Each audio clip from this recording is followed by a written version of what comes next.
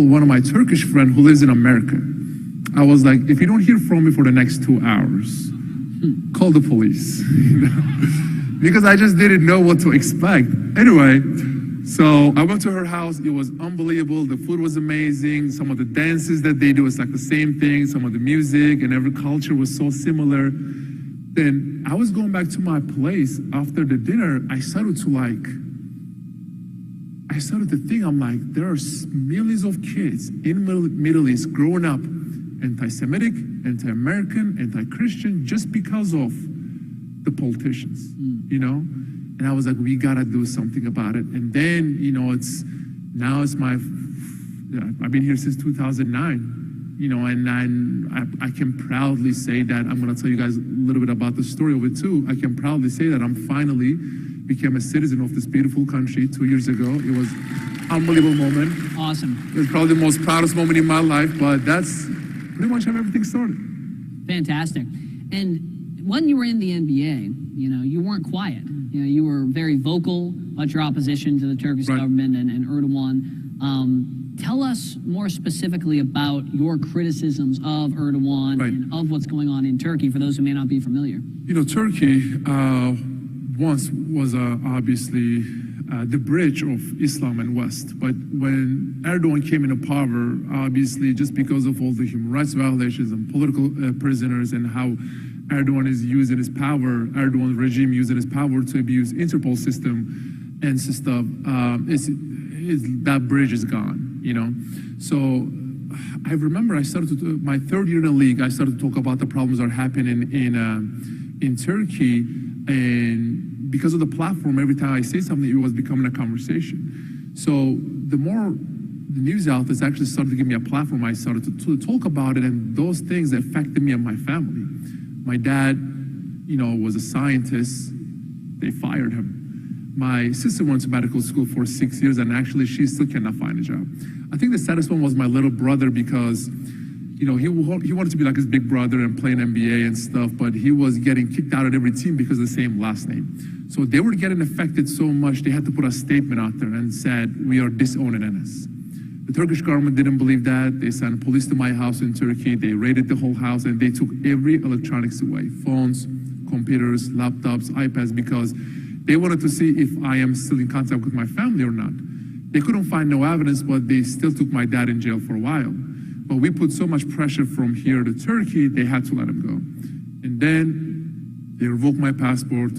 They put my name on Interpol list. I mean, in their eyes, I'm an international criminal. Recently, I don't know if you guys seen it or not, but they actually put a bounty on my head. So I can only go to 29 countries in the world because some of the other countries that if I ever travel, then I would be deported back to Turkey, you know? So it's been a very difficult experience to just dealing with a dictatorship like that. So for sure, it's interesting. Yeah, a $500,000 bounty, right? Yeah. The threat of imprisonment, all for simply speaking freely, for criticizing. Exactly. So that's what I was like trying to tell some of my friends here. Like, you know, I'm sure. I mean, some of my teammates, especially, they love to like criticize America, which I'm not saying we're perfect, but many of them calls it trash. Many of them say so many crazy things about America, but I'm like, listen, let's some of those countries out there, you will be hanged, you know? So I just hope that they can understand how blessed they are to be in this country like that. Yeah, it was only recently there was a WNBA player, right? And the irony of that, a WNBA player speaking out against America when we had a WNBA player imprisoned and detained indefinitely in Russia. But she called America trash. She made some comments, and I believe you offered her a first-class ticket to any totalitarian regime that she wants to visit. So that's very generous. Not only her, like some of my teammates, I remember I was in a locker room and having a conversation with some of my teammates, and they were like, oh my God, America is so bad, America is trash, and blah, blah. I was like, guys, listen, the season is about to be over. And when the season over, I will buy your ticket. It's a first class, don't worry. And we go to some of these countries out there like China, like Russia, like Iran, like North Korea, like Venezuela, like Cuba, like Turkey, right? And forget about calling them trash. Please, I would like to see you criticize them. You and your family member will be in jail and tortured to death. You know, so sometimes people don't understand because they don't travel enough. So sometimes they don't understand that how good we have it in this country. Yeah, absolutely. And you mentioned, I believe, 29 countries out of the vast majority you can't go to because of the threats. And I believe that the FBI at one point even gave you a panic button when you were traveling around for the NBA. Is this something that you think about on a daily basis? Do you ever get rattled, or does this motivate you? I mean, it does motivate me first because that shows that how much they actually scared of me, But the second thing is, it does feel a little weird to live with a panic button next to your bed, or knowing that you have a bounty on your head and you could get killed in any day and stuff. And every place you have to go, you have to get in touch with the FBI and stuff. So it is a different kind of style of life. But hey, it is what it is. I'm trying to get used to it. Yeah. If nothing else from this conversation with Mr. Freedom, take a moment to appreciate that right now we can all take out our phone, go on the internet, and say some equivalent of Joe Biden is senile, or Trump's a big fat liar, and we won't have a bounty over our head. Exactly. I mean, it's the little things. It's the freedom of speech that matters. So to shift gears a little bit, we've talked about Turkey and your opposition there and the consequences that you faced from that government. The NBA supported you throughout all of that. They had your back, is my understanding. But then you started talking about a different authoritarian regime. It was about 2019 when there were protests in Hong Kong. And some would say, I'm not saying it, but some people would say the greatest player of all time, LeBron James, started saying, stop talking about Hong Kong. You don't know what you're talking about. And you went up there and you said, no, I think that we should stand up for freedom over there and call out the human rights abuses in China. What happened then? Yeah, so it all actually started with a basketball camp. So I'm in New York doing a basketball camp with kids. I remember after the basketball camp, all the kids lined up and taking a picture with me and one-on-one and stuff. I remember I took a picture with this kid, and his parent called me out in front of everybody and said, how can you call yourself a human rights activist when your Muslim brothers and sisters are getting tortured and raped every day in concentration camp in China? I'm still smiling for the camera. I turned around to that parent, and I was like, I promise I'm gonna get back to you. So I went back to my hotel. I started to study about what's going on. And obviously on the internet, you can find all kind of news. You don't know which one you can trust or not. So I called my manager. I was like, I need you to find me a concentration camp survivor. So he found me one. It was a lady, and we sit down. We had a 1 hour conversation, and she was telling me about all the torture methods and all the forced sterilization and abortioning, gang raping and stuff, And I was like, you got me. I'm going to do whatever I can in my power to help you. What can I do for you? She said, nothing. I was like, what do you mean nothing? I was like, so we just had this 1 hour conversation for no reason? She said, no. She said, I live in America. I live a good life here. I can do whatever I want. I can say whatever I want. I have a freedom. Help those 2-3 million Uyghurs who are in concentration camp getting tortured and raped every day. So at that moment, I was like, you know what? I don't care what it takes. I'm going to stand up for these innocent people. So I wanted to do it in a very unique way, because I remember when I was a kid, whenever I watched an NBA game, the first thing I was watching was the shoes. I mean, what color they are, what brand it is, if they're comfortable. And the next day I was telling my dad, please buy those shoes for me. I mean, everybody here loves shoes, right? You cannot show me one person here that doesn't love shoes. So I came up with this idea. I was like, let's reach out to these artists around the world and who's been oppressed by their government, and let's put all the struggles, all the pain, whatever they've been through on non-slave labor shoes, and we're gonna go out there and play basketball. And there was no rule against it, because 3 years ago, 2020, when they took us in an NBA bubble, it was during the protests. All the players were putting on their shoes, Black Lives Matter, Black Revolution, George Floyd, Breonna Taylor. I was like, fine, there is no rule against it. So my first topic was Free Tibet, right? It's a human rights issue, Free Tibet. So I created the shoes. I went out there. I was playing for the Celtics. Our first game was against New York Knicks, opening night, our biggest rivalry, at Madison Square Garden. So I put the shoes on. I went out there and started warming up.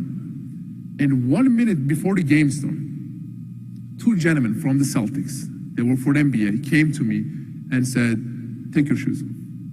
I was like, excuse me? They said, you gotta take your shoes off because your shoes has been getting so much attention internationally. Obviously, it was from China. They said, you gotta take them off. You know, it was the perfect moment for me because I was just getting ready for my citizenship test. Every day I was studying. So I closed my eyes. I was like, okay, there are 27 amendments. My first amendment, freedom of speech, I turned around and said, no, I'm not taking them off. So they're like, what do you mean? I was like, I don't care even if I get fined, I'm not taking them off. They said, we're not talking about getting fined, we're talking about getting banned. So they were literally threatening me to get banned. Anyway, I played 0 minutes first half. I went back to my locker room. I looked at my phone, there was thousands of notifications. I clicked on the one that my manager sent me. He said, every Boston Celtics game is banned in China. It took them 24 minutes to ban every game in television. Think about it. First quarter, 12 minutes. Second quarter, 12 minutes. Anyway, the game ended. I played 0 minutes, which I played every game before that. I played 0 minutes, and obviously we lost the game. We did lost the game very, very bad. Anyway, so after the game, I told my manager there was a media storm. We literally were getting media from all over the world. I was like, I don't want to do no media. I don't want because I didn't want my teammate to think that I'm doing that for attention. So after the game, MBPA called me, the Player Association, which I give thousands of dollars every year to protect my rights against the NBA. They said, listen, NBA has been pressuring us. You can never wear those shoes ever again. I talk about the problems that are happening in Turkey for the last 10 years. All I got was support. I talk about the problems that are happening in China. My phone was ringing once every hour. They were telling me you cannot wear those shoes ever again. So they pressured me so much. I was like, you know what? I promise I'm not going to wear free Tibet shoes ever again. They said, promise? I said, promise. We hung up the phone. So the next game, I wore free Uyghur shoes. So they called me after the game, right? They called me after the game. They said, you're a liar. You lied to us. I was like, hold on a second. First of all, I never lied to you. I never said I'm not going to wear free Uyghur shoes. I just said I'm just not going to wear free Tibet shoes. So at that moment, they understand that they're not going to be able to make me apologize from the Chinese government or to make me my tweet down and just and say, sorry, I didn't mean blah, blah, whatever. So after the third game, one of my teammates walked up to me and said, you know, this is your last year in NBA, right? You criticize China, you criticize Nike, especially Nike, because Nike, I don't know if you guys wearing Nikes, and if you are, just take them off and throw it away. The trash is right over there. Trash is right over there. Because look at this hypocrisy. Nike, the biggest sponsor of the NBA, they stand with Black Lives Matter in this country. They stand with LGBTQ community. They stand with no Asian hate. They stand with Latino community. But everybody knows about the sweatshops and, slave laborers. So I was like, you know what?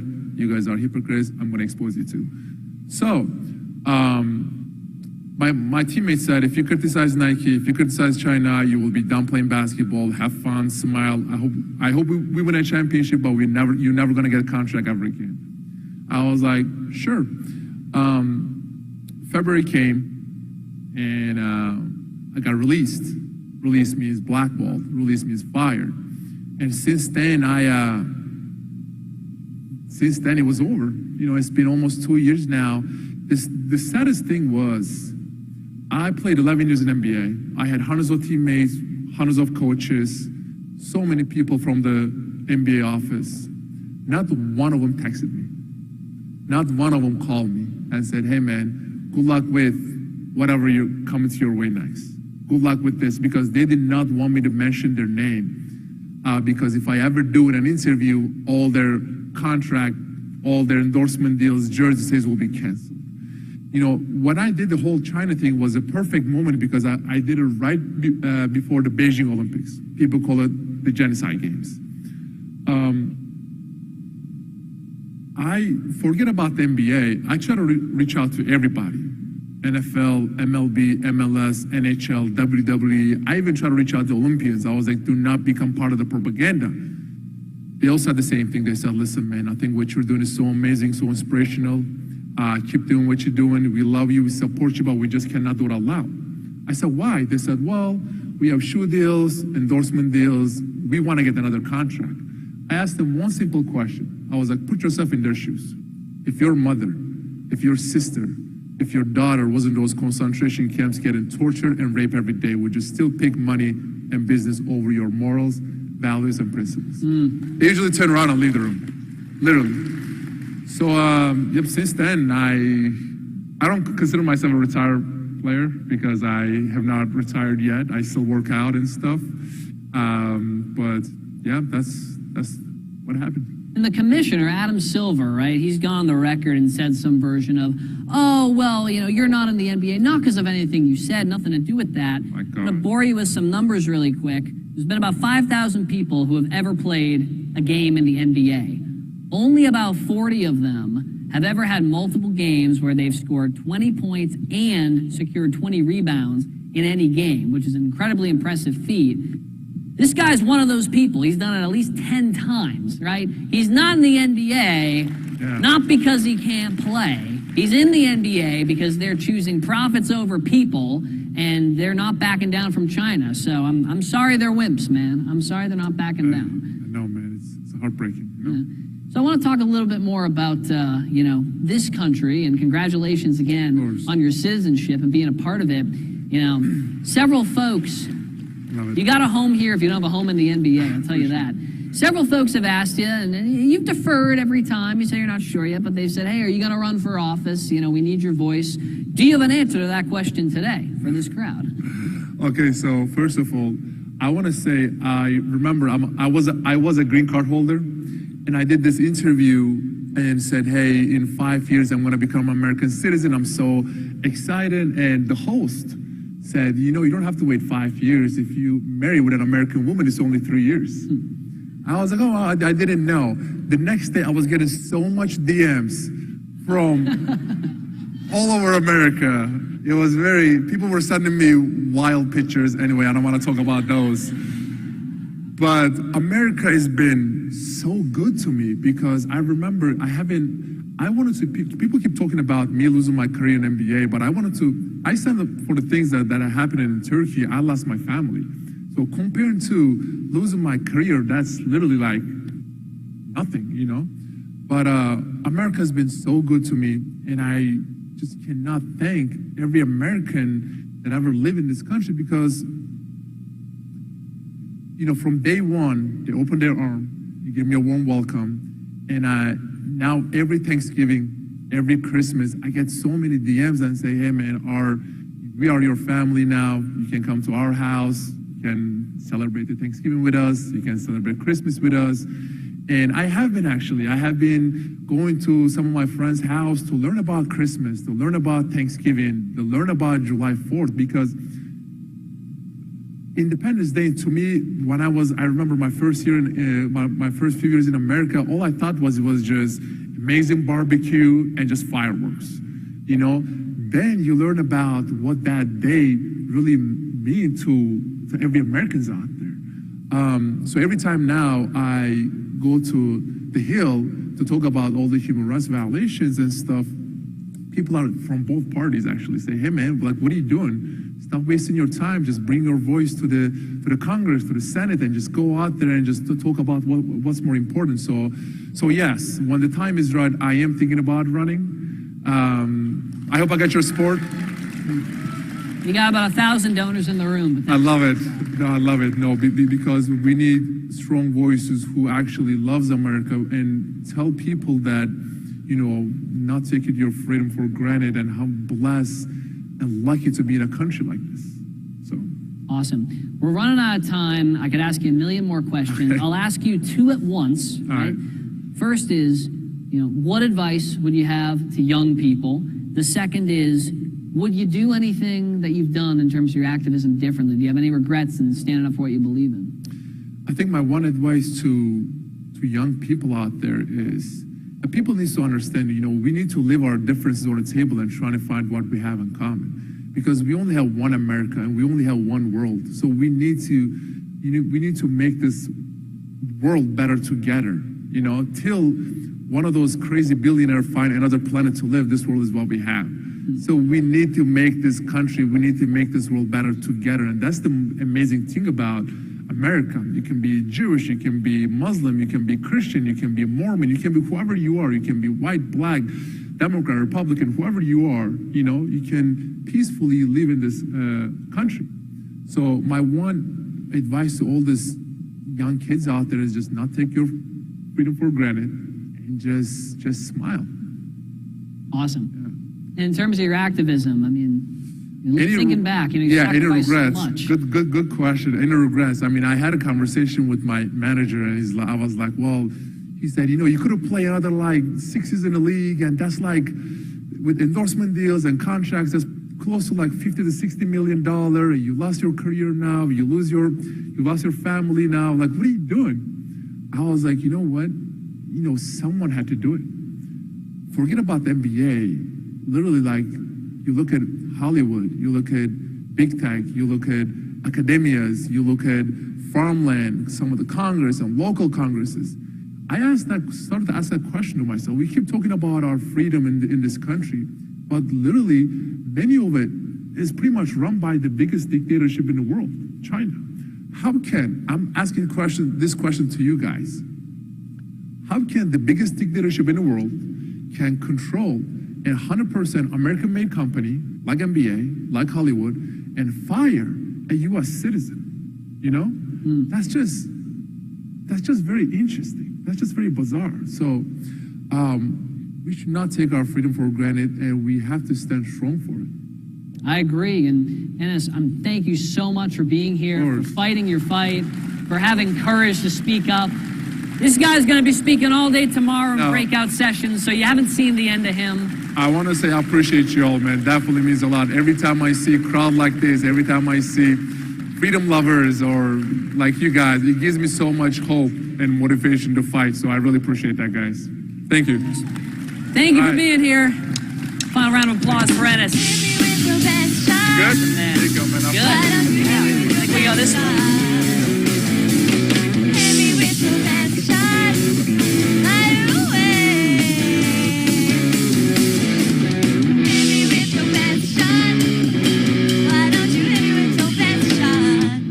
God, I have popcorn juice all over my script. See, wasn't that incredible? You got to see Enes Freedom. The man who loves freedom so much, he changed his name to Freedom. He and Themea were a great duo. So let's hear it again for them, because that was amazing. Those are the kind of discussions that we need to have. So I told you we had some presidential candidates in the House, and right now, here's someone who's really taken the race by storm. One of the most interesting people, but also arguably the hardest working presidential candidate I have seen in the years that I have been covering presidential politics. And I was on the 96 Hours to Victory tour with Bob Dole in 1996. And that man did not sleep. And when I say 96 hours, it was 4 days straight, stop after stop after stop. And he was tireless. But Vivek has one of the most amazing presidential strategies of any candidate in the race. Because, and I don't know if you saw the viral video of the woman who was screaming at him at an event he was holding, but they were trying to kick her out. Security was trying to kick her out of the building. And he was like, no, stop. I want to hear what she has to say. And he said, if we're going to talk about free speech and if we're going to honor free speech, I don't have to agree with you. I may not agree with you on much, but I want to hear your story. And the woman was in tears. And she talked to him. And that's what he's doing. He's talking to people, and even people who've never been interested in politics. And I told him this on Fox not long ago, that my uncle, who's never donated to a political campaign ever in his 75 years on this planet, said that he is strongly considering making a donation to Vivek's presidential campaign because He listens. He's so smart. He started Strive Asset Management in the great state of Ohio. He is a best-selling author, Woke Inc. and Nation of Victims, 2 of his books, which he's a great writer. That'll give you a foundation for his message. But who the hell am I to talk about it? Let's welcome him to the stage, Vivek Ramaswamy. Taking care of business every day. Taking care of business and working every day. Come on. It's good to be here at FreedomFest, guys. Love being here with my freedom-loving Americans. This is great. Well, I know many of you, but many of you are seeing me for the first time, so I'll tell you a word about myself. First thing people ask me is, how the heck do I pronounce your name? It's Vivek. It rhymes with cake. I found that most people like cake, so we've gone with that one. I'll tell you, my parents came to this country a little over 40 years ago with almost no money. I've gone on to found multi-billion-dollar companies, from Roivant, the biotech company that I built that developed life-saving medicines, to Strive, which competes against BlackRock today. And I did it while marrying my wife, who's a surgeon. We brought 2 sons into this world. We follow our faith. That's the American dream. And I'm running for president because I am worried that that American dream will not exist for the next generation of Americans unless we step up and do something to preserve it. We're in the middle today of a national identity crisis. Faith, patriotism, hard work, family. These things have disappeared, only to be replaced by new secular religions in America. Wokeism, gender ideology, climatism, COVIDism, depression, anxiety, drug usage, suicide.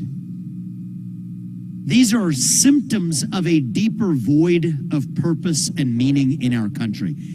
And I'll tell you this as a member of my generation. I'm a millennial. I'm the first millennial ever to run for U.S. president as a Republican. Thank you. I appreciate that.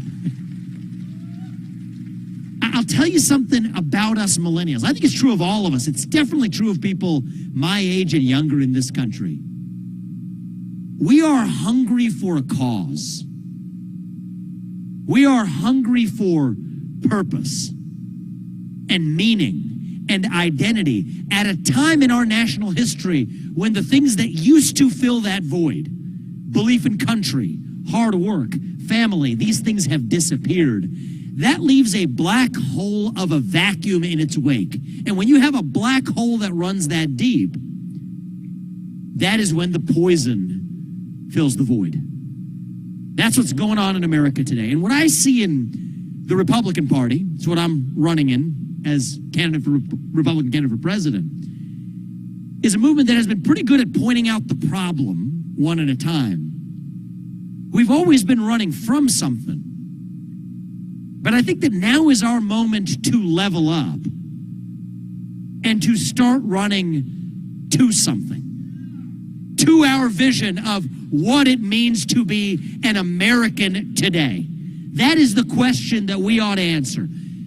Yeah, somebody my age, that question, what does it mean to be an American? You get a blank stare in response. It's like a deer in the headlights moment. That is the question for us now, what it means to be an American today. To me, it means we believe in the ideals that set this nation into motion 250 years ago. Ideals like meritocracy and the pursuit of excellence, that you get ahead in this country, not on the color of your skin, but on the content of your character and your contributions. That is why we should end race-based affirmative action in every sphere of American life. It means we believe, yes, in the rule of law, that if you're like my parents, you do get to come to this country legally through the front door. They followed the rules, they paid their taxes, they did their part. But it also means that your first act of entering this country cannot break the law, because that is what it means to be a nation founded on the rule of law. Means we believe in free speech and open debate, that we don't have a government in this country that uses technology companies to do through the back door what government could not silence through the front door under the Constitution. We believe in free speech. That is what makes us American. It means we believe the people who we elect to run the government, Democrat, Republican, I don't care. The people who we elect to run the government ought to be the ones who at least actually run the government. Not this managerial bureaucracy that actually runs the show today. That's why I've said, if you put me in that White House as your president and I cannot collect a paycheck from you all, the taxpayers, for more than 8 years, which I think is a good thing, then neither should any of those federal bureaucrats either. 8-year term limits for the bureaucracy instead of those civil service protections. That's how we drive change. And if there's a government agency that should not exist, I will not make the false promise of telling you that I'll reform that agency. That is a lie. That administrative state, it cannot be reformed. But when an agency should not exist, from the U.S. Department of Education to the FBI, to the IRS, to the ATF, I will not just pledge to reform that agency. We will go in and shut it down. That is how we restore 3 branches of government, not 4 in this country. See, these are not Republican ideas or Democrat ideas. These are not black ideas or white ideas. These are fundamentally American ideals that we fought a revolution in 1776 to secure. That is what it means to be an American. We believe in those 1776 ideals. Let me tell you what's happened in our country today. The best measure of the health of our American civic fabric, American democracy, is the percentage of people who feel free to say what they actually think in public. Right now, we are doing poorly on that metric. We got to close that gap by more of us starting to have the courage to actually speak the truth in the open again. That is what this campaign is about. We're about speaking the truth without apology. That is what we do as Americans. I go around, we will speak the truth. I will share with you my true beliefs. God is real. There are 2 genders. Fossil fuels are a requirement for human prosperity. Reverse racism is racism. An open border is not a border. Parents determine the education of their children. The nuclear family is the best known form of governance to mankind. Capitalism is the best system known to man to lift people up from poverty. There are 3 branches of government in this country, not 4. And the U.S. Constitution is the strongest guarantor of freedom in human history. That is the truth. We stand up for the truth. We do not back down from the truth. That is what won us the American Revolution. That is what will win us the revolution of 2024. I'll tell you, I don't think about even winning the election. That's just a milestone along the way. I think about what I want to be telling you all in January of 2033 when I leave that office. My kids will be not even in high school yet, okay? So we'll be moving on to a new phase of life by then. I don't believe in false promises. There's a lot that the president needs to rely on hundreds of people in Congress to be able to do. This is the stuff of false promises. But there's a few things that I can tell you that I know as President of the United States I'll be able to get done. The first of those is in January of 2033. We will once again in this country have 3 co-equal branches of government rather than an unconstitutional 4th branch of government. We will have reduced the federal employee headcount by over 75% so that once again the people we elect to run the government will be the ones who actually run the government. I will tell you in January 2033 that we are no longer dependent on our enemy, Communist China, for the way that we actually live our lives. The shoes on our feet to the phones in our pockets. We will not be dependent on an adversary for the way we actually live in this country. That's what it means to say that if you're the CCP, you will not deputize our companies, or for that matter, the NBA, as we just heard from Enes, to be able to advance your political agendas in this country. That is what it means to be sovereign as the United States of America. We'll be growing at 4+% GDP growth again in this country. It's almost as though we've forgotten that economic growth is itself our best way forward. How do we get there? We drill, we frack, we burn coal, we embrace nuclear energy. We stop paying people to stay at home instead of actually getting people back to work. We reform the U.S. Federal Reserve, restoring the stability of the dollar as the sole mandate for the U.S. Fed. We shut down most of the regulations that shackle businesses across this country. That's how we revive economic growth. And what I've found in this country, growing up here for the last 37 years, is that we tend to be more proud of our country when we're making more money in that country.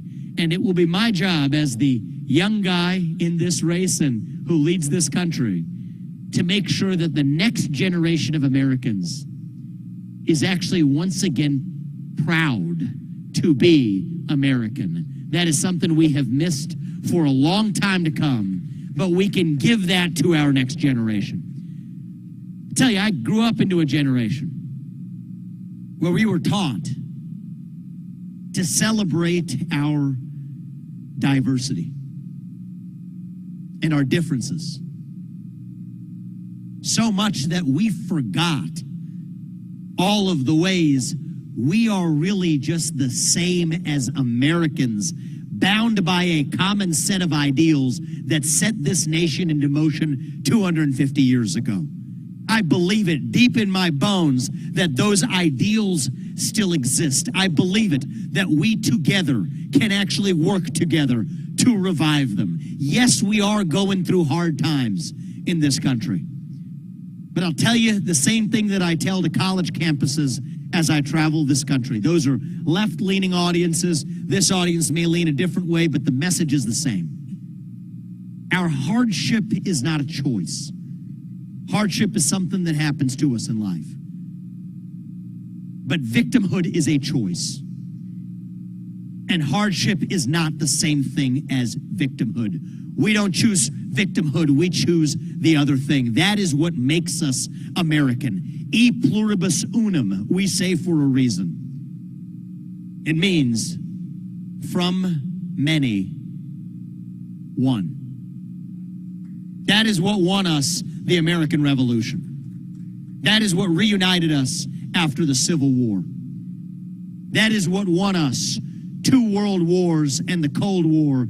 That is what still gives hope to the free world. And if we can revive that dream over group identity and victimhood and grievance, then nobody in the world, not a nation, not a corporation, not a virus is going to defeat us. That is what American exceptionalism is all about. And that is what we together will revive to save this great nation. Thank you all. Love being here at Freedom Fest. God bless you. God bless your families. God bless our United States. Thank you, guys. Thank you. Appreciate it. Thank you.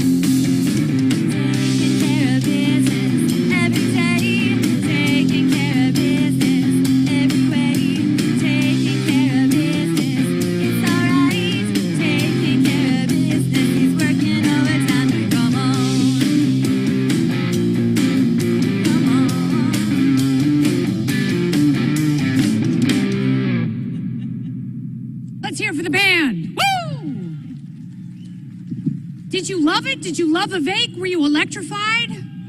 This is only day one. This is only our first session. We have so much more to go. And I've got several announcements in just a little bit. You guys are all staying, right? You're just finding your seats? That's awesome. I'm so happy to see you. You guys just got here and you're eager. And you all, anyone who leaves right now has to give me $5. Did you guys not hear the rule? Okay. So our next speaker bestowed upon me my PhD in pop culture. It may not be from an accredited university, but it is from one of the few people in Illinois who is keeping corruption in check. He really is doing the Lord's work in a state that is overrun by unions and incredibly corrupt. The Illinois Policy Institute, you better thank God for them, because they are doing some phenomenal work, and they even hosted my book party there in Chicago, which was awesome before Chicago was super dangerous. He's like the anti-Lori Lightfoot. He is the chairman of the Illinois Policy Institute, and if you're good listeners, then he will give each of you your own special PhD. Let's hear it for John Tillman. Woo!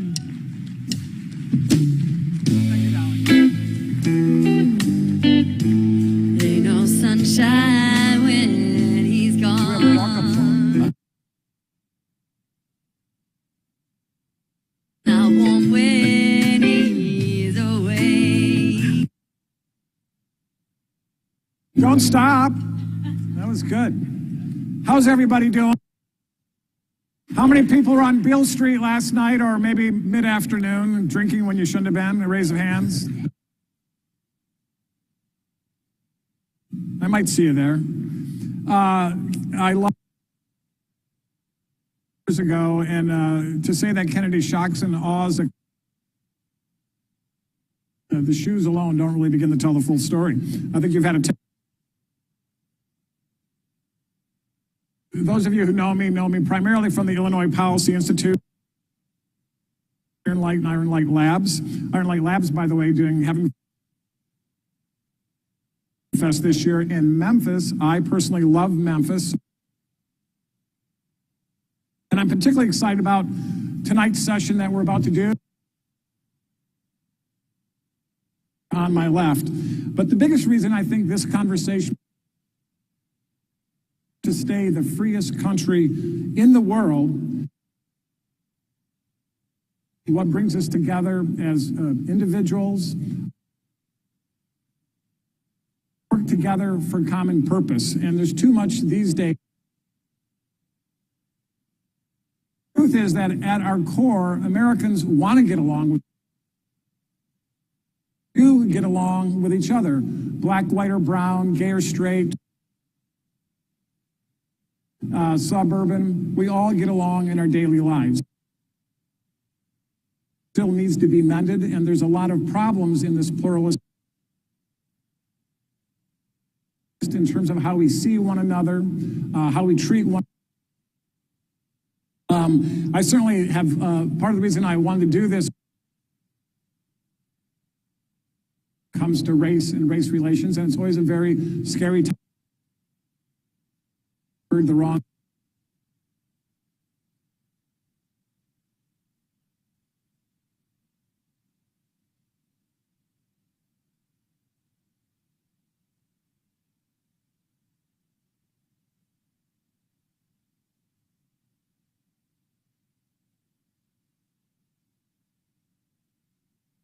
A few years later, though, I became a college student at Wayne State University in Midtown Detroit, Michigan. I lived just off campus where I was demographically the minority. So I got to have a whole new experience. I rode a bus from the Cass Avenue corridor out to Southfield, Michigan for a job every day while going to school. And I was the only white guy on that bus.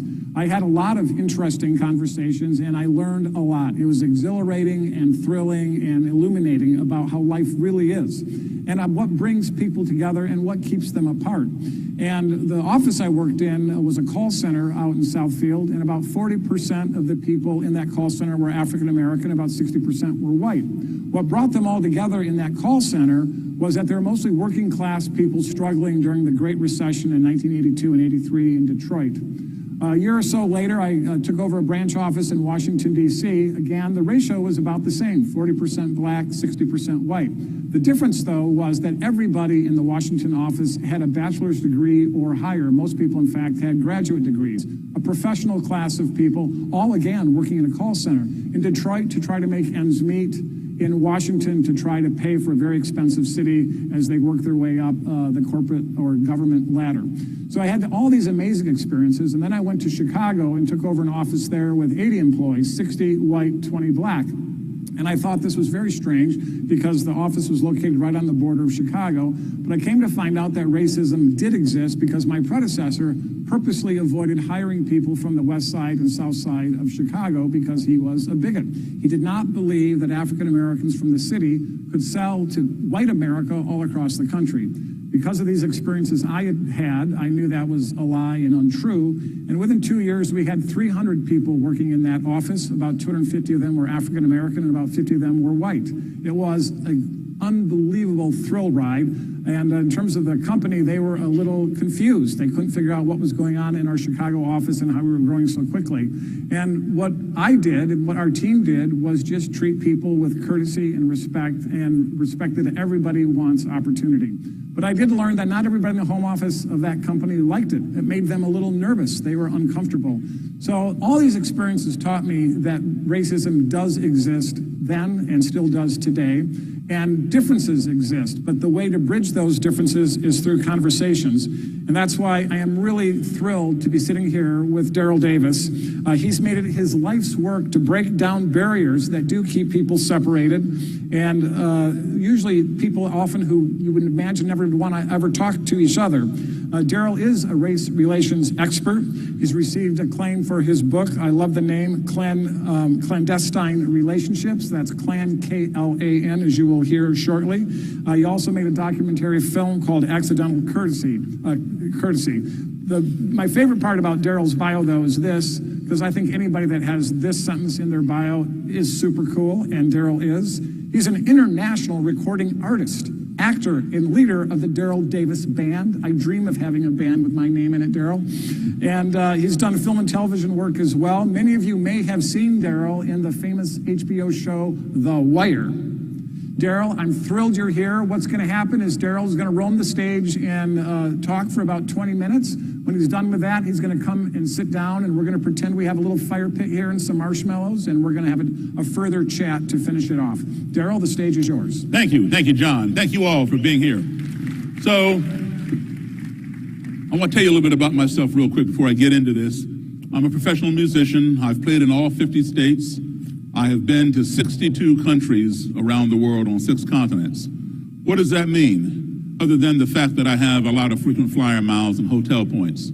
It means, folks, that I have been exposed to a wide variety of skin colors, ethnicities, religions, cultures, belief systems, etc.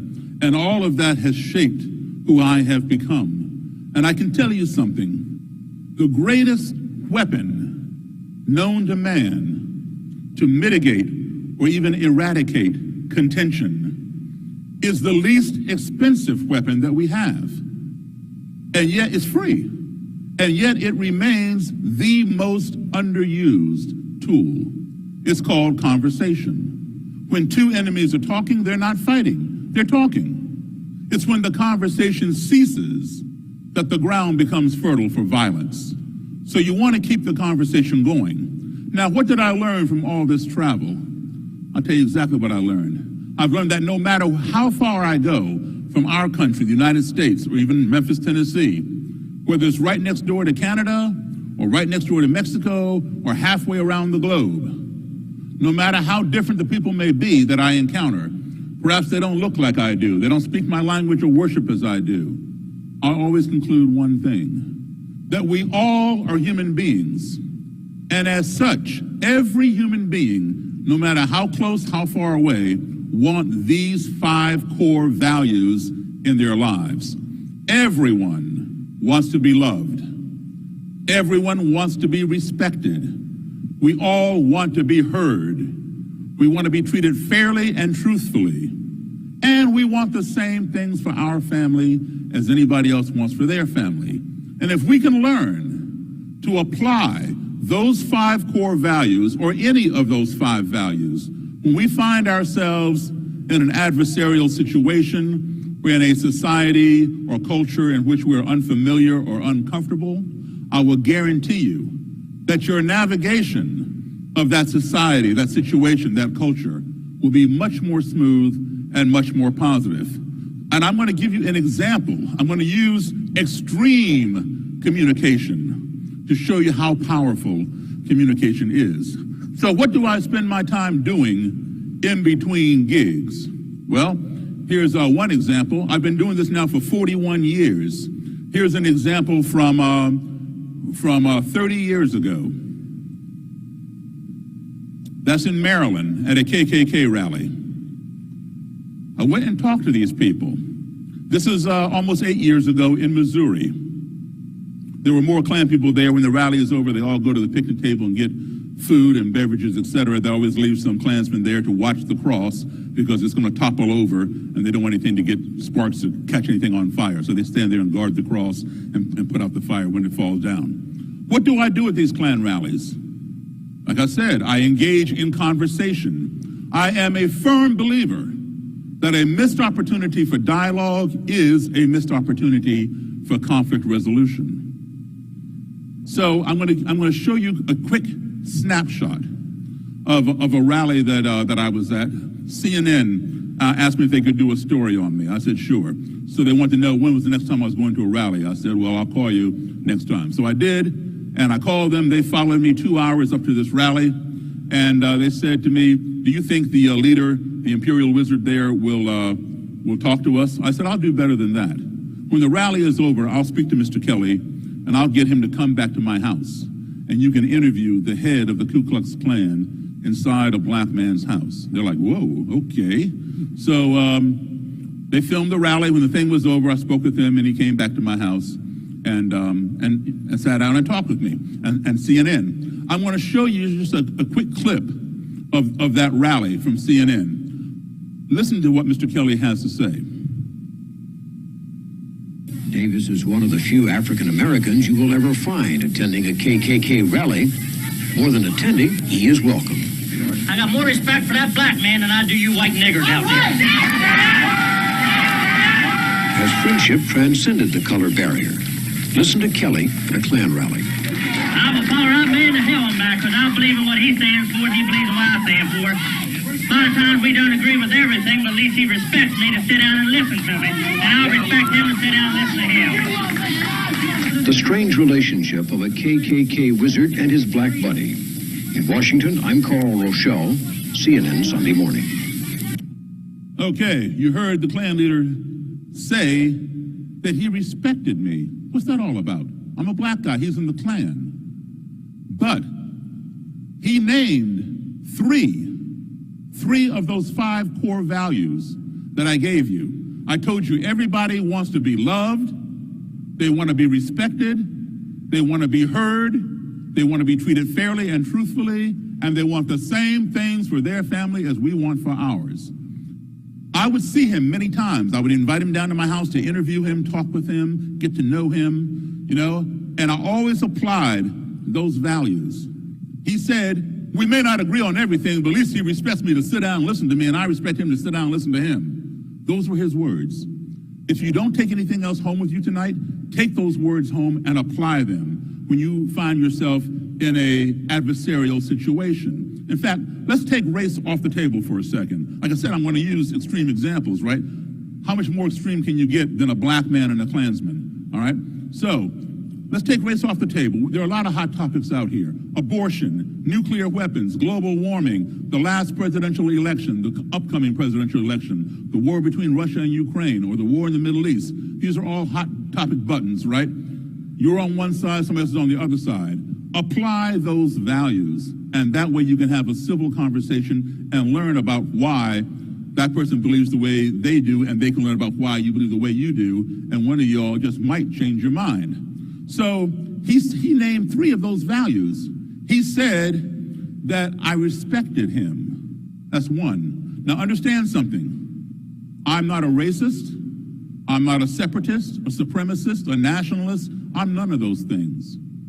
I did not respect what Mr. Kelly had to say. I'm going to say that again to be clear with you.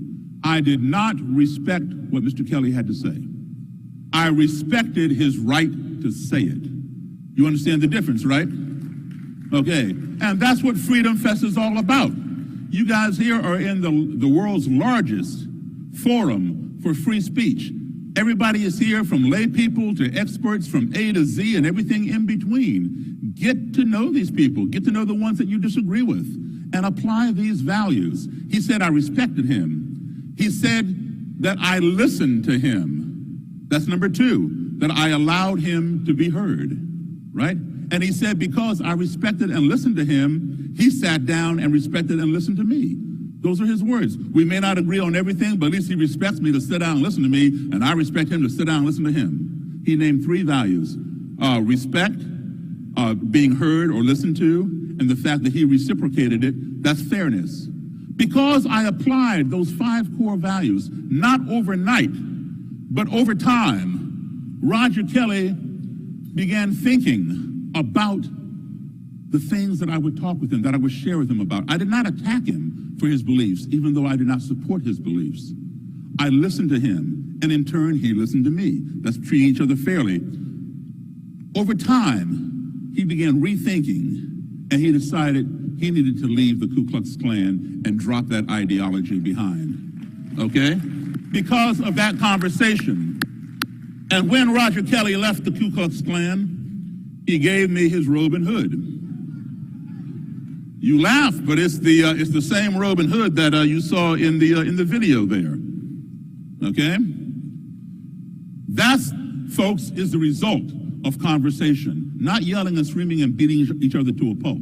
That's the power of conversation. And of course, we have here what's called the hood. This is the hood, this is the mask. Members who want anonymity, you know, they look at you don't know who they are, they peep at you through these eyelets. The mask is attached to the hood via 3 snaps and or Velcro. If they don't care that they're identified, they simply detach the mask and the face is exposed under the hood. And you saw both types in that videotape. As I said, I have been doing this now for 41 years. I've got tons of robes and hoods by active members who have left the Klan because of our conversations. Some of them come out with me and stand on stage renouncing their organization and trying to de-radicalize people who are still involved or prevent young people from going down the wrong path. So that's the power of conversation. Now, I deal with all types. Klan, neo-Nazi, you name it, I've got it. I've got tons of these flags and other things like this. So now I just gave you a snapshot of what I do. Now let me just walk you through it step by step real quick, if I may. Let me just back this up a second. There, what's going on here? This is 6 years ago in Charlottesville, Virginia. Y'all remember what happened there? The big white supremacist rally. I know all those guys who put it on. Some of them have even been in my home, and I've been in some of their homes. Nasty bunch of people. This is that day, August 12th, 2017, one of the many scenes. Somebody threw an aerosol can at this black gentleman. These guys, he picked up the aerosol can, lit a match, and sprayed it, and now he has an improvised flamethrower. These guys coming down the steps are Klansmen. You don't know that because you don't see them in their robes and hoods. I know that because I know every one of those guys. The guy in the front with the white t-shirt and the camouflage pants is the Grand Dragon for Virginia, meaning state leader for Virginia, all right? And they're trying to beat him with their Confederate battle flagpoles. He's trying to set them on fire. The Imperial Wizard, which means national leader, you don't see him in this shot. He's already come down about 12 or so paces ahead of them. So he's over here, out of the shot, walking this way. And he came down the steps. That's from a Confederate statue park. They're trying to preserve the Robert E. Lee statue or something. So the Imperial Wizard is over here. He came down while the guy was making the flamethrower. He turns around and he sees exactly what you all are looking at. He sees this guy trying to set his people on fire and so forth and so on. He pulls out a gun, a handgun, and points it at the head of this black man and shouts, "Hey, nigger." And then he lowers the gun and fires it, and the bullet goes into the gravel right here. Law enforcement had to dig it out. And then the Imperial Wizard turns and continues walking in the direction in which he was headed, right past the Charlottesville police, who are standing there like this with their green neon vests on, watching the whole thing go down. And not one of them moved. And for that reason and many other reasons that day, the mayor of Charlottesville fired the Charlottesville police chief, and rightfully so. So now Charlottesville has a new police chief. So the Imperial Wizard, I'm going to set it up for you. He's wearing a black bandana, a blue jean vest, and black jeans. So you're going to see him come down the steps. You'll see a puff of mist in the air. He ducks under it and comes this way. So let's take a look.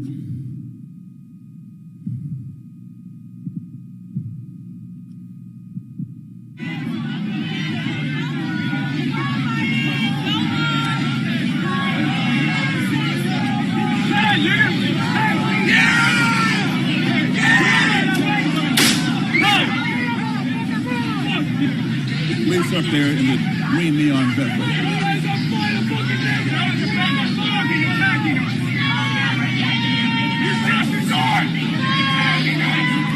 That was a gunshot. Okay. One of the many scenes in Charlottesville that day. What would you do if that came to your town, wherever you're from? You can't say, "Oh, no, that doesn't happen in my town of Los Angeles, California, or Memphis. That's way over there in Charlottesville, those East Coast people." No, let me tell you something. Anywhere there's hate, that can happen. That can happen. And let me tell you something else. Charlottesville, I don't care where you live, Charlottesville is your city. Because if you are an American, this is your country. And therefore, every city, every American city is one of your cities. So whatever problems Charlottesville has are your problems. Okay, when New York got their trade centers taken down on 9/11, and you live out on the West Coast, that's still your problem, because New York is one of your cities if you're an American. All right? So what would you do? Well, here is the Imperial Wizard. You saw him in his street clothes. Here he is in his traditional Klan attire. You want to play the blame game? Okay, let's play the blame game for a second. Let's blame the black guy for trying to set people on fire. Okay, he gets some blame. He shouldn't have been doing that. Let's blame those Klansmen trying to beat somebody with their battle flag poles. He should not have been doing that. They get some blame. Let's blame him for pulling out a gun and firing it. Let's blame the Charlottesville police for not doing their job for what we pay them to do, to serve and protect. They were serving and protecting nobody that day. So yes, they definitely get some blame. But maybe we should blame ourselves for allowing our country to come to this point in the 21st century. This does not belong in any century, let alone the 21st. But you know, sitting around blaming people does nothing. I blame her, she blames me, we blame him. It goes around and nothing gets done. Our country, our society, can only become one of two things. One, it can become that which we sit back and watch it become, or two, it can become that which we stand up and make it become. Only you can answer this question. Do you want to sit back and see what your country becomes, or do you want to stand up and make it become what you want to see? I know my answer. I chose the latter. I want to stand up and make it become what I want to see. So what did I do? I called that guy up. I said, "Hey man, you and I need to get together and talk. Not Klansman to black man, but man to man." I said, "Your Confederate history is just as much a part of my history as my black history is a part of yours. It's all American history. You and I need to get together and explore American history together." I talked to him for about 20 minutes on the phone. He finally agreed, gave me his address.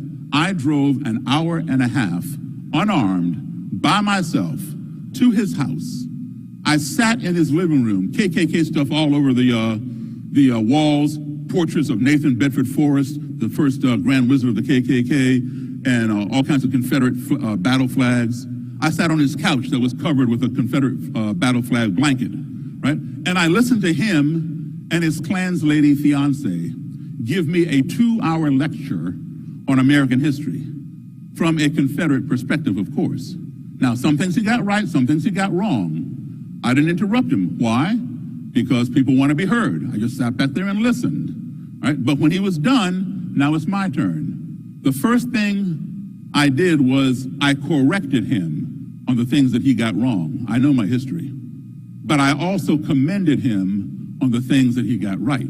But rather than sit there and give them a 2-hour lecture on American history from the other perspective, I had a better idea. A new museum had just opened up in Washington, D.C., called the Smithsonian National Museum of African American History and Culture.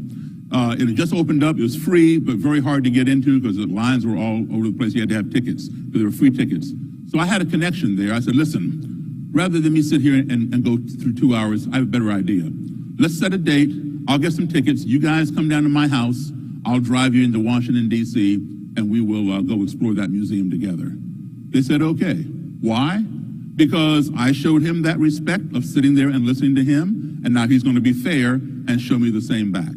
So I got the tickets. We set the date. He and his fiance came down to my house. We hung out in my living room, put them in my car, drove them down to D.C. to this museum. Here we are, the Klan's lady, her fiance, this guy here, and myself walking into the world's largest Black History Museum. Notice what he has on his head. So what did we do in this museum? We looked at displays and exhibitions on slavery, on segregation, on integration. We watched video clips of blacks in the arts, blacks in music and sports and education and medicine and science, all kinds of things, right? Now you notice he is holding his fiance's hand. He's holding her. And he loves music. His favorite artist of all time is somebody who lived right here, Elvis Presley. I love Elvis Presley. I saw Elvis about 14 times. I met Elvis and I went to Elvis's funeral. I love Elvis. But Elvis did not invent rock and roll. He certainly popularized it more than anybody else. But the man who invented rock and roll was my boss. I worked for him for 32 years. The late, great Charles Edward Anderson Berry, better known to most of you as Chuck Berry. So he likes Chuck Berry music. He likes, everybody, Elvis, Jimi Hendrix, the Beatles, the Stones, Ted Nugent, Metallica, Elton John, anybody who plays rock music, any kind of rock music, all of their DNA goes back to Chuck Berry. All right? So he likes Chuck Berry music, and Chuck had donated one of his Cadillacs to the museum. I saw it at Chuck's house, but now it's sitting in the museum, and he wants to see the Cadillac. So we go over to another part of the museum. But before we go to another part of the museum, you notice he's holding her. Here's a picture of me working with Chuck. He's playing Johnny Be Good, getting ready to go into his famous duck walk and play that guitar solo. For those of you who are too young to know who Chuck Berry is, I'm sure you all remember the movie Back to the Future. That's the real deal right there. Okay, so we go over to the other side of the museum and we look at Chuck's car. There's his Cadillac. Now who's holding his fiance? Do you all see how fast I work? That's what I'm talking about. Okay, so we're in this museum for about 2.5 hours. That is not even, you can't even crack the tip of the iceberg of the vast information in that museum in 2.5 hours. Even in 2.5 months, you still will not see it all. But I figured 2.5 hours for one day is enough. Let's go. So we go outside. I give this Klan's lady my cell phone camera. I go stand by the marquee for the museum, and I say, hey, come over here and pose for a picture with me. This is what he did. Totally unscripted, totally unplanned, spontaneous. That does not happen, folks, without conversation. That does not happen with cancel culture. You don't have to agree with somebody, but don't cancel them out, all right? Now, that's not the end of the story. It goes a lot deeper than that. Okay, this is 2 months shy of a year when he pulled out that gun and Charlottesville said, hey, nigger, boom, all right? That was August of 2017. This is June of 2018. So now, within a few weeks of this picture, our trip to the museum, he's going to marry that Klans lady fiance. Well, guess what? I've been working with them for about a year. Guess who gets invited to the Klan wedding? Right? I got invited to the Klan wedding. I said, yes, I'll go. But then it went even deeper than that, because the young lady is from Chattanooga, Tennessee, and her father was too ill to go up and do his duty of escorting his daughter down the aisle and giving her away. Rather than ask one of their trusted Klansmen on the steps trying to bang somebody in the head with the Confederate battle flag pole, they asked me if I would escort her, if I would step in and do that. Conversation, folks. I said, yeah. But I said, listen, I need to call CNN because this has never happened before.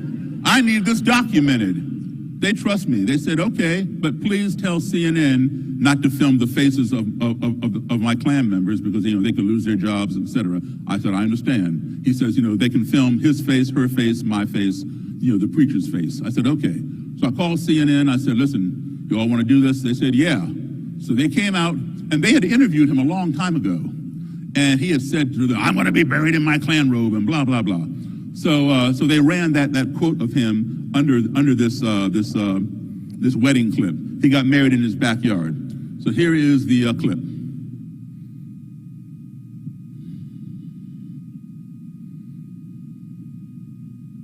As you stand in the presence of God. This time, it was Davis giving something away. The bride. Me and his friendship has been something really special to me. She wanted me to be a part of this wedding. That's beautiful. That's a seed planted. So there you have the Klansman Imperial Wizard groom, the Klans lady bride, and the surrogate father. Folks, like I said, he's come a long ways at this point. He still had a little ways to go. But the important thing is he's going in the right direction. People don't change just overnight, do a 180. That happens on TV shows that only have an hour to solve the problem, right? It doesn't happen in real life. Change occurs incrementally. But if you're willing to put in the time and apply those 5 tools I gave you, that can be the result, folks. Thank you.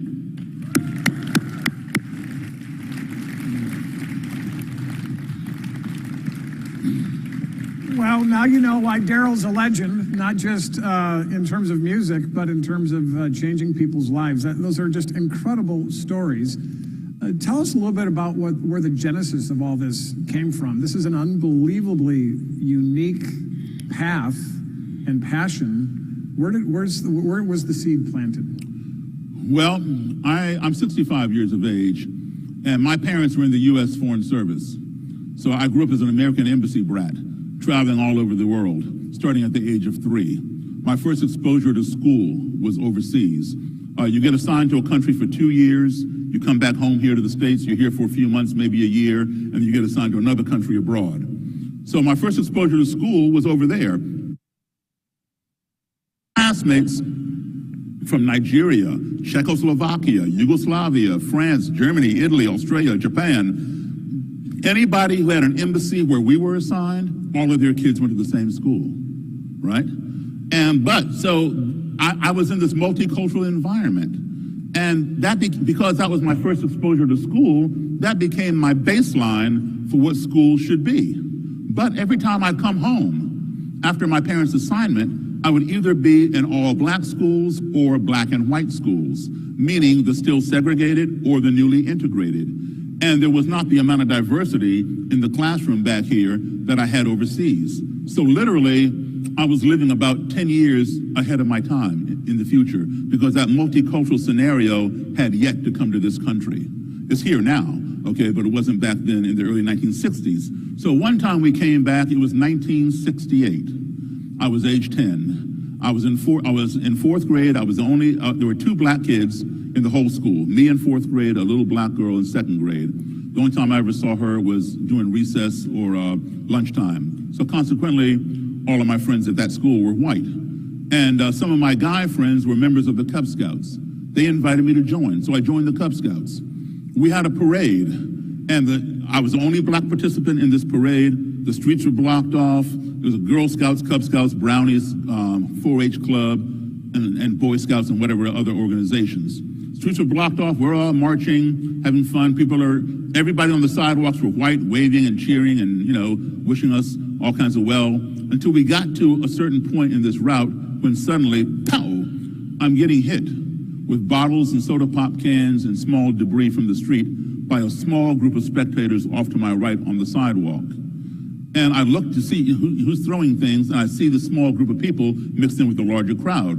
I remember it being a couple of kids, maybe a year or two older than me. I didn't know them, and a couple of adults who I assume were their parents. I don't know. But anyway, my first thought was, oh, those people over there don't like the Scouts. That's how naive I was. And it wasn't until my den mother, my cub master, my troop leader all came running over and covered me with their own bodies and quickly escorted me out of the danger. And I kept saying, why? I didn't do anything. Why are they doing this? And all they would do is kind of shush me and rush me along, tell me to keep moving. So I kept moving. They never answered my question as to why this was happening to me. So I had no clue. And when I got home, my mom and dad, who were not at the parade, were cleaning me up, putting mercurochrome and Band-Aids on me and asking me, how did you fall down and get all scraped up? I told them I didn't fall down. I told them exactly what happened. And for the first time in my life, my mother and father sat me down and explained to me what racism was. Now, believe it or not, at the age of 10, I had never heard the word racism. I had no clue what they were talking about because that word and that behavior was not in my sphere. I was around people from all over the world, and they didn't treat me like that. What my parents were saying had to be wrong. And to further enforce my theory was the fact that the people who did this to me did not look any different than my fellow Scouts or my fellow Americans overseas, whether they were my little Danish or Swedish or French friends. So it had nothing to do with the color of my skin. And you see, I didn't have big brothers and sisters to learn from their experiences passed down to me. I'm an only child. My folks got it right the first time. So, I always believed my parents. But on this day, I thought my parents were lying to me. Well, I quickly found out that they weren't lying. This phenomenon called racism did exist. So I formed a question in my mind, which was, at that age, how can you hate me when you don't even know me? And for the next 55 years, I've been looking for the answer to that question, and that's what has led me on this quest. It's an amazing quest, and especially because just watching that and having lived the life I've lived, that kind of hate that is so visceral that you saw when the guy pulled the gun and fired the bullet, it's just hard to understand where that comes from, what the genesis of it is on their side. And for you to have the open heart to be able to go and talk to people that are just so filled with that hate, it awes me. But why do you think where do you think that's coming from? What do you think is the root of that we could actually do something about to help eliminate it? Well, they're a white supremacist, a Klansman, a neo-Nazi, or whatever, any kind of person. They're not stamped out of a standard cookie cutter. They come from all different walks of life. There are different reasons why they would join these kinds of organizations. My grandfather was in the Klan. My daddy was in the Klan, so I'm in the Klan. My kids are going to be in the Klan. So family tradition passed down. Other times they joined because they moved to a town that was kind of a Klan stronghold. So if you wanted to do business in that town and get along, you had to assimilate. You joined the local Chamber of Commerce, the country club, and the local KKK. Other reasons could be economic, like you take a depressed town, some of the mining towns, for example, in Pennsylvania, where most of the miners are white people. And they go right out of high school, right to the mines. And they've been doing that for generations, right? Their families work in the mines for hundreds of years. But now the mining company that owns the mines and hires the workers, now these miners are not racist at all. They make good money, they pay their bills, they're happy, right? But then the company gets greedy and said, you know what?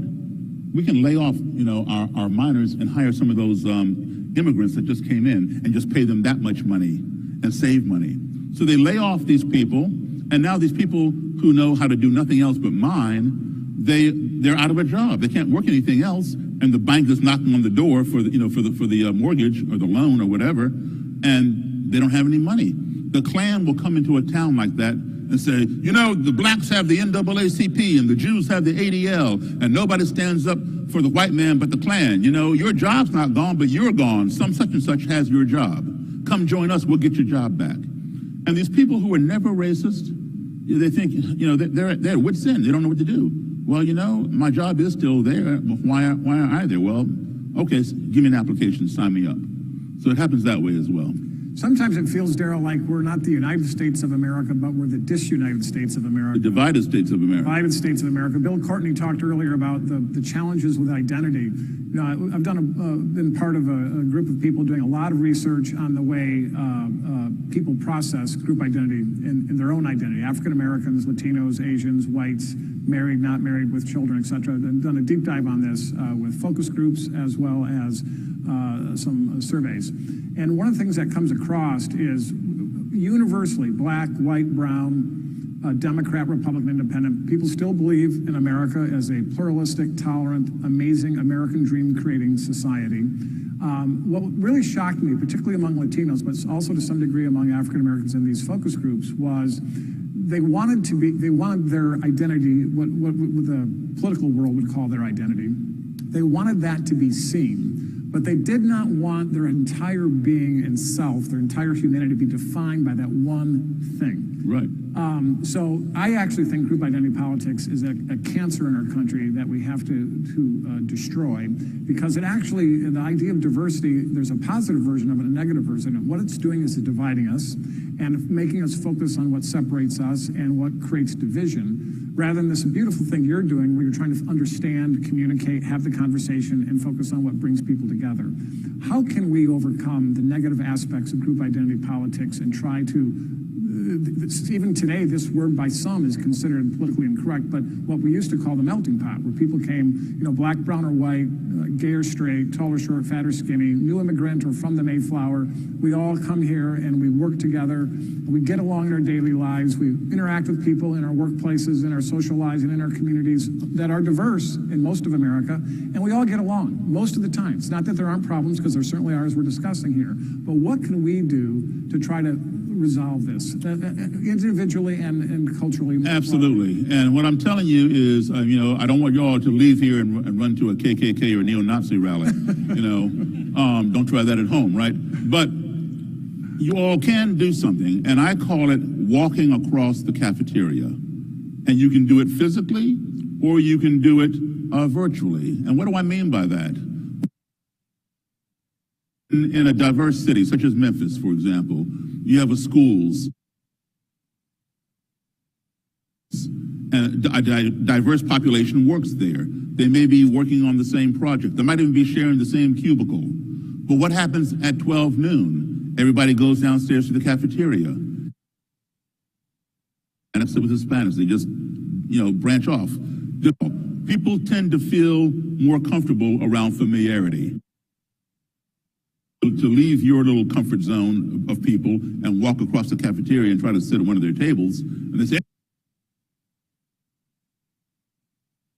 table, then yes, there's a problem and it needs to be addressed. But I would say, just take it upon yourself to walk across the cafeteria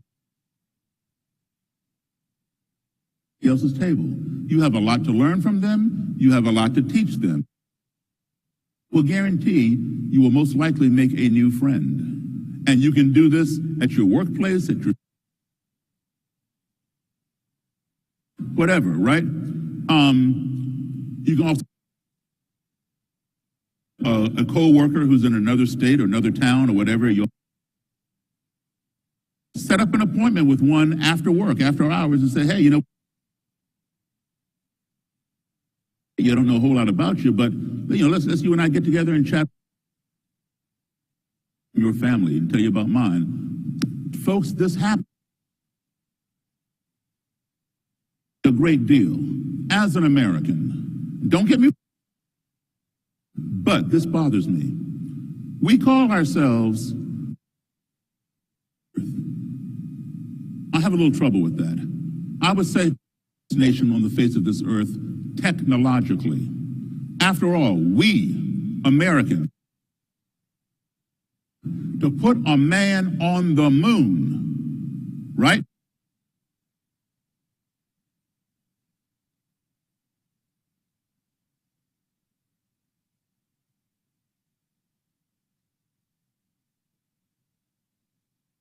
talk to him live from Earth all the way to the moon via satellite radio phone, live.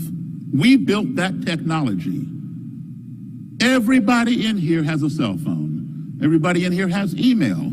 Type a few numbers, type a few words, hit send. You're talking to people right next door in Kentucky or across the country in California or Australia, Africa, China, wherever you want to talk.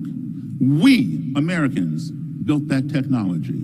How is it that we, Americans, can talk to people as far away as the moon, anywhere on the face of this earth, but yet so many of us have difficulty talking to the person who lives right next door because he or she is a different color, a different religion, a different persuasion, a different whatever. It seems to me that before we can call ourselves the greatest, perhaps our ideology needs to catch up to our technology. And once we got them both up there, then we can truly brag about how great we are, all right? Because folks, thank you. We are living in the 21st century. Like I said, that does not belong in any century, let alone the 21st. We are living in space age times, so let's stop thinking with Stone Age minds. How about that? So I'll close with coming back to your 5 core values that people share. When I mentioned that I started out in a small lily white town and all of the news I got about African Americans was from the news. And of course, this would have been around the time of the Detroit riots, the LA riots, and all the rest. That was the lens I had. And when I went to school in Wayne State and then eventually worked in those call centers and lived it, what I discovered was exactly what you said. Everybody wants the same things. People want to be in love. They want to have a family. They want to build a life. They want to grow in their community.